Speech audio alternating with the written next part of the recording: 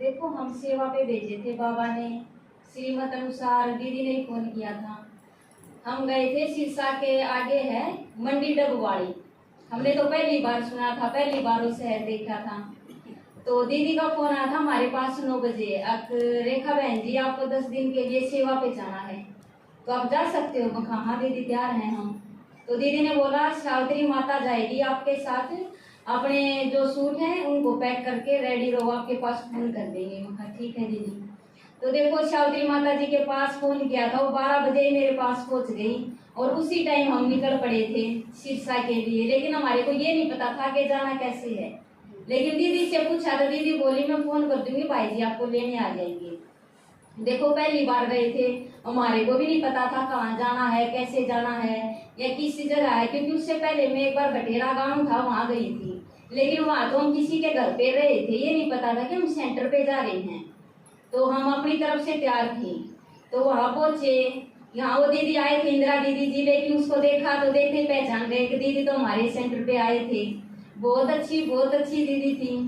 तो देखो दीदी ने सेवा के लिए बुलाए थे, तो हम सेवा के लिए हरदम तैयार थे। किसी भी टाइम दीदी ने कहा अब चलना है तो हमने हाजी का पाठ बजाया, जो भी कहा जैसी भी सेवा थी। तो हमारे को मौका जो मुरली क्लास थी उसमें मुरली सुनाने का भी मिला, क्योंकि सेंटर था ना उसमें कोई ना कोई आता ही रहता था। तो जैसे कोई नया आता था तो दीदी बोली इसको कोर्स भी देना है, या 3 जगह जो सेवा चली हुई थी वहाँ पे भी जाने का मौका मिला। और एक बार दीदी ने कहा आज यहाँ पे एक रस्म पगड़ी है तो वहाँ पे चलना है।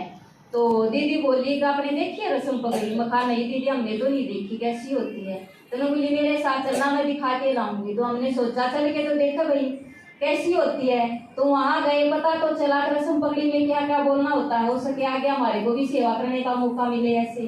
तो दीदी के साथ गए, वहां पे देखा दीदी ने क्या बोला उस रस्म पगड़ी पे, तो उससे भी कुछ सीखने को मिला। ये बहुत अच्छी बात थी कि हम सेवा भी की, लेकिन उसके साथ साथ सीखे भी बहुत कुछ आए हैं कि कैसे करना है। क्योंकि हर सेंटर का या अपनी अपनी दीदियों का अलग अलग ढंग होता है। लेकिन जैसे भाई जी ने या दीदी ने बोला हमने वैसे ही किया।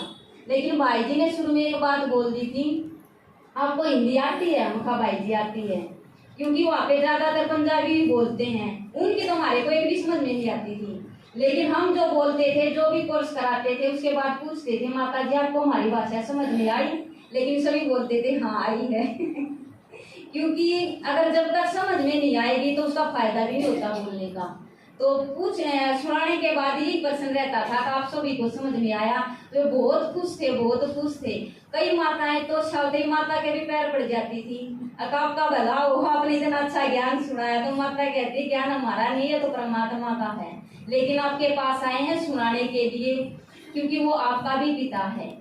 लेकिन आते समय देखो अचानक कुछ परिस्थिति ऐसी हो गई, रुकना तो 20 दिन या 15 दिन के लिए था, लेकिन 10 दिन में ही आना पड़ा। लेकिन यही कहेंगे इतना अच्छा अनुभव शायद हम मधुबन में भी नहीं करके आते जितना हमने वहां पर 10 दिन में मिला। क्योंकि बहुत ज्यादा सीखने का, दीदी जी के पास रहने का, हर पल वैध की तो बात ही नहीं थी वहां पर। सुबह 3:45 बजे से लेकर रात के 9 बजे तक सिर्फ बाबा और सेवा, उसके सिवा तो कोई काम ही नहीं था।